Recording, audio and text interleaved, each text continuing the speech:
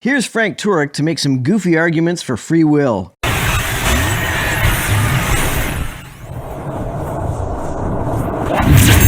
Microphone. What's your name, sir? Scott. Hey, Scott. How you doing? You're a Sooner and a Cardinal at the same time. Yes, sir. Look at that. Go right ahead. I have a question about free will. So, if God knows everything, then God already knows who's going to hell and who's going to heaven before He even ever created them, before He created the universe, before He created Adam and Eve. Absolutely. So, with this viewpoint, how could we all have free will at all if everything's already determined? Also, why would a supposedly all-loving God create people whom He loves, but who He also knows will end up being tormented for eternity? If I knew that I could create a person whom I would love, but whom I also knew would be inescapably destined for infinite suffering, I just would not create such a person. All right. Excellent question. Do you like football? Yes. Let's suppose you like NFL football, so you have DirecTV, so you can get, I don't have enough faith to be an atheist. And NFL Direct Ticket, right? So you can watch all the games on Sunday. One Sunday you're away from the TV, but you record the games that you want to watch later. And let's suppose you're coming home that night and your friend texts you all the scores and you go, I didn't want to know the scores, but you know them now. And so you get home and you elect to watch one of the games. You already know what the score is going to turn out to be. Question, does that mean the players on the field don't have free will because you know the outcome? Well, they certainly don't have free will to change what's already happened. If someone knew the outcome before it happened, and he knew it correctly, then the players would not be free to create a different outcome in that circumstance either. God supposedly knows what you are going to do before you do it, and He knows it infallibly. If that's the case, then how are we free to do differently? No. Okay, they still freely doing what they're doing on the field. The problem is they've already done it. They've already done it, and God's outside of time, so from His perspective, everything has already happened, even though it hasn't on our perspective, because we're in time, He's outside of time. So if He has seen everything that ever will happen in the future, and He possesses knowledge of the future even in the present, are we free to act differently in the future from how He presently knows we will act? If God knows what we will do in the future because from His perspective it's already happened, then we have no more freedom to change the future than we have the freedom to change the past. I don't see how free will is possible if there is a frame of reference in which everything that ever happens in the universe has already happened. In such a universe, we have no more freedom to control decisions we haven't made yet than we have freedom to control decisions that we have already made. So God knows the end from the beginning. That's how He can do prophecy, obviously. He's all-knowing as well.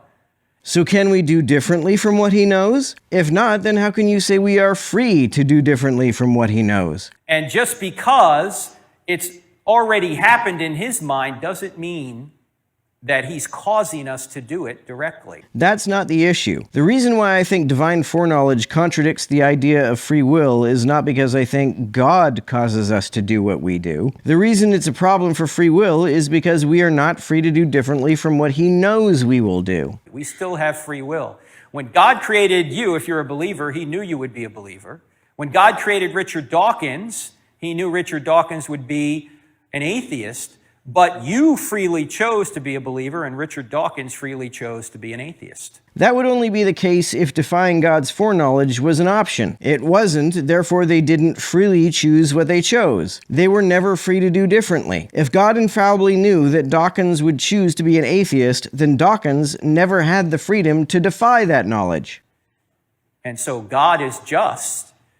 Just because He knows what's going to happen doesn't mean that we don't have free will. It does if it isn't possible to defy what He foresees. If God knows that I'm going to have a muffin for breakfast tomorrow, do I or do I not have the freedom to abstain from having a muffin for breakfast tomorrow? If I don't, then my choice is inevitable, and therefore, by definition, my choice is not free. If we can't choose to defy what God knows we will choose in the future, then at most, this free choice is not meaningfully different from an unfree choice. Does that make sense? No, not really. A little bit makes sense. Okay, well, it's an analogy. It may not perfectly illustrate it, but if God's outside of time, he knows the end from the beginning. And if he knows it infallibly, then we have no more freedom to choose the future than we have freedom to change the past. Because, at least from God's perspective, which is allegedly an infallible perspective, the future is the past. Now you might say, why would God create somebody he knew would go to hell, right? That's a good question. But unfortunately, we're out of time. No. Well, God gives us free will. And let me ask you this question. Is God obligated to not create or allow us to create people through intercourse if somebody is going to turn out to be an unbeliever? Is God obligated to stop that creation? Insofar as he has the ability to do so, and insofar as he is inherently all-loving or omnibenevolent, and insofar as being a non-believer puts one at risk of eternal suffering, then I think it would be a contradiction for him to go ahead and create such a person. How could he love everyone he creates, and also create someone he knows will end up suffering eternally? I don't know what love means if a supposedly loving person could do that to someone he supposedly loves. I don't see how never existing in the first place wouldn't be preferable to living a life destined for eternal suffering. I don't think he is. Suppose the first two people are going to be Christians, and then the third person that comes along is going to be an atheist. Does that mean God can only make a universe of two people? Well, no, because if he's all-powerful, he could just substitute that person for another person who wouldn't end up going to hell. He could make lots of people. He would just, if he's really all-loving, skip the ones who he knew were destined for eternal torment. No. Not only that, if you're a Christian, I can almost guarantee you, in fact, I can guarantee you, you wouldn't be here if it wasn't for atheists. Why? Because I'm sure there's atheists in your bloodline. There's unbelievers in your bloodline. There's unbelievers in my bloodline. If God exists and he prevented atheists from existing, I wouldn't exist at all. But if I will inevitably end up in hell, I don't see how existing and inevitably making decisions that result in me going to hell is preferable to never having existed in the first place. Not only that, but God can even get his free will done through people who don't follow him. Or his will done through people who don't follow him. I'm sure he can, if he exists, but since he's all-powerful, he doesn't have to, does he? If he is all-powerful, then he would have the power to accomplish all of his goals without anyone suffering at all, wouldn't he? An example of this from the scriptures is Joseph. Joseph is sold into slavery by his brothers, and somehow he makes his way to Egypt and gets into a position of prominence, and he puts grain aside in case there's a famine, and then there is a famine. And Joseph's own family, who sold him into slavery, come to Egypt to escape the famine. And Joseph sees him and says, you sold me into slavery. You meant it for evil, but God meant it for good, the saving of many lives that's going on right now. God can bring good from even the evil that we do and unbelievers do. And so God can bring good even from evil.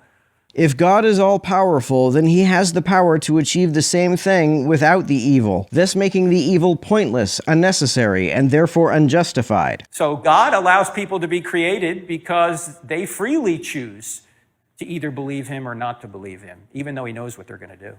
If he infallibly knows what they are going to do, then they do not have the freedom to do otherwise. Also, even if we do have free will, he's putting us at risk of eternal damnation by allowing us to have that free will. I don't see why having free will is worth that risk. I would rather be a robot whom God programmed to be morally infallible. Imagine being created such that every decision you make is guaranteed to be the absolute best decision, and everything you do is guaranteed to be the absolute best thing to do in every circumstance you encounter. That sounds much better to me than having free will.